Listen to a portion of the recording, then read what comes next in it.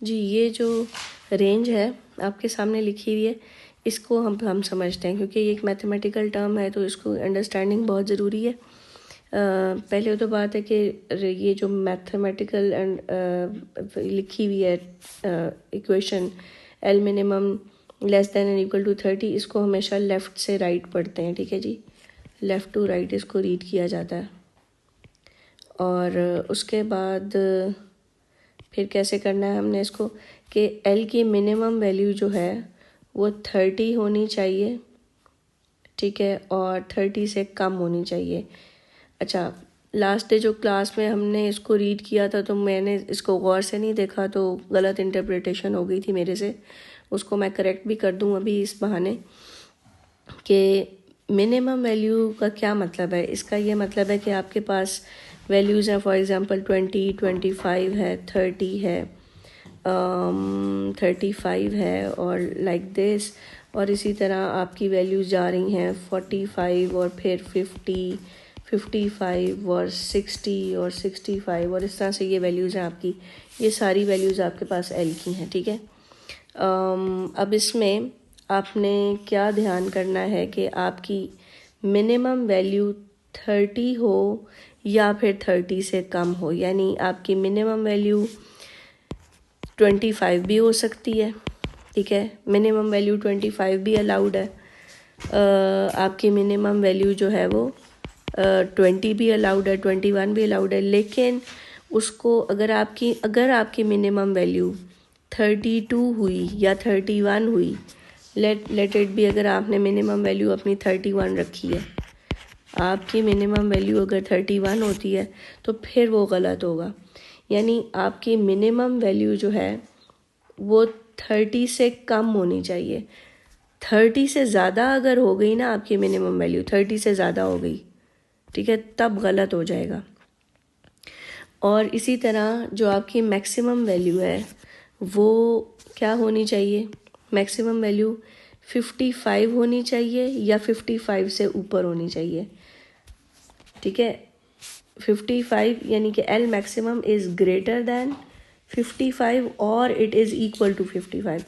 अगर आपने वैल्यू 54 ले ली, यानी एल मैक्स की वैल्यू 54 हुई आपकी, मतलब ये है कि आपका टेबल, मैं एग्जांपल देती हूँ, 31 से लेकर 54 के दरमियान बना हुआ है या 31 से लेकर 55 के दरमियान बना हुआ है, तो आपकी मिनिमम वैल्यू तो गलत आ रही है ना, बेशक मैक्सिमम वैल्यू रेंज में आ रही है। या मिनिमम वैल्यू अगर आपने लेट से कि 30 ली हुई है, लेकिन मैक्सिमम वैल्यू आपकी कहता है कि या तो इक्वल टू 55 हो या ग्रेटर देन 55 हो, तो वो आपने 54 ली हुई है, यानी आपकी वैल्यू 55 से ग्रेटर नहीं है या 55 के इक्वल टू नहीं है, लेकिन 54 है, सो इट इज़ रॉन्ग।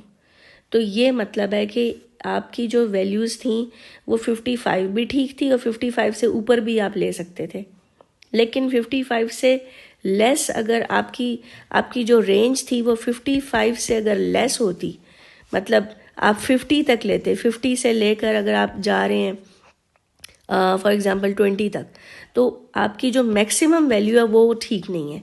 आपकी मैक्सिमम वैल्यू कम से कम 55 होनी चाहिए या फिर 55 से ऊपर होनी चाहिए। ये रेंज मार्किंग स्कीम से रीड करना आना, ये भी बहुत, आपको पता है, ये कैपेबिलिटी है और ये कैपेबिलिटी आपको सीखनी पड़ेगी ताकि आप पेपर से पहले प्रिपेयर हो जाएं कि रेंज कैसे लेनी चाहिए। अब मसला ये है कि हम ये लेंगे कैसे, मतलब हमें कैसे ये ख्वाब आएगी कि हमें ये वैल्यूज़ लेनी चाहिए। ये अब समझ तो आ गई आपकी कि वैल्यूज़ लेनी कौन सी थी, यानी रेंज की वैल्यूज़ 55 जो थी वो मैक्सिमम, यानी 55 जो थी उससे कम नहीं लेनी थी, उस 55 ले सकते थे या 55 से ऊपर तक ले सकते थे। अब उसका ये पता चलता है कि मैं ये बात हमेशा आपसे कहती हूँ कि आपने जो अपना ऑपरेटर्स है उसको फुली यूटिलाइज़ करना है। तो ये जो स्ट्रिंग आपको अवेलेबल थी, आप इसकी फुल लेंथ मेजर कर लेते, ठीक है, कि कितनी लेंथ की स्ट्रिंग आपको दी गई है। उसके बाद आपने पुटी जो था, पुटी स्ट्रिंग को आप वो वहाँ पे ऐसे आपने ये पुटी रखी हुई थी और आपने वैसे भी जो लेंथ है, ये जो लेंथ इन्होंने मेजर करवाई है आपसे, ये वाली लेंथ, ये कहाँ से कहाँ तक है, इसने कहा है कि ये जो लेंथ L है, adjust the adhesive putty and string, और ये वाली लेंथ यानी यहाँ से लेकर यहाँ तक है। ये जो आप लटकाते हैं जब उसको यहाँ पुटी लगा के, ये ऐसे, ये वाली लेंथ नहीं है, ये वाली लेंथ नहीं है, बल्कि वो पुटी से लेकर बॉब के सेंटर तक की लेंथ है। तो फिर ज़ाहिर है आपने पुटी को उतार देना था सिलेंडर पे से, और फिर उसको ऐसे बेंच पे लिटा के, और आपने यूं स्केल रख के बिल्कुल उसके पैरेलल, और पुटी पहले आप यहाँ पे रखते और फिर पुटी इधर चिपका देते बस। और डिफरेंट वैल्यूज़ आपने मैक्सिमम से लेकर मिनिमम तक आपने चेक करनी थी, ठीक है। तो मिनिमम अगर आप 25, जैसे कुछ बच्चों ने मुझे बताया कि हम लोग पता नहीं कौन सी 25 रीडिंग लेते हैं, लेकिन उससे लेस रीडिंग पे बहुत जो है ना उसकी टाइम पीरियड बहुत ही ऐसा आना शुरू हो जाता है कि मेजरेबल नहीं रहता।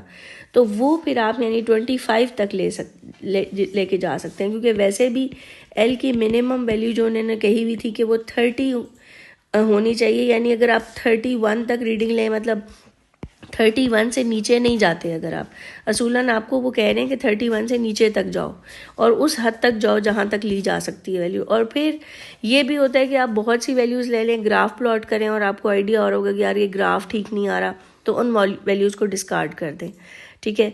और अपने ऑपरेटर्स को फुली यूटिलाइज़ करें, तो फिर आपको रेंज का पता चल जाएगा। और बेसिकली जो कॉन्सेप्ट है रेंज को रीड करने का, और उसके बाद फिर उसको ये सोचने का कि क्या वाकई ये रेंज मेरी आ रही थी या नहीं, ये प्रैक्टिस करने की ज़रूरत है आपको। तो हम लोगों ने बेसिकली पुटी एडजस्ट करनी थी, जैसे कि मैंने बताया आपको यहाँ पे उसको डिफरेंट, जैसे फॉर एग्ज़ाम्पल आपने पहले ये लेंथ पे उसको लगा के कर लिया, फिर आपने इस लेंथ के साथ कर लिया, ये बल्कि यहाँ पे आएगी ये लेंथ, ठीक है, मिडल से। तो डिफरेंट लेंथ्स की वैल्यूज़ आपने चेक कर लेनी थी। यहाँ से नहीं मेजरमेंट लेनी थी, बल्कि ये पुटी जो है बेंच पे उतार के, उधर से सिलेंडर से उतार के बेंच पे रख के तो प्रॉपर रीडिंग लेनी थी।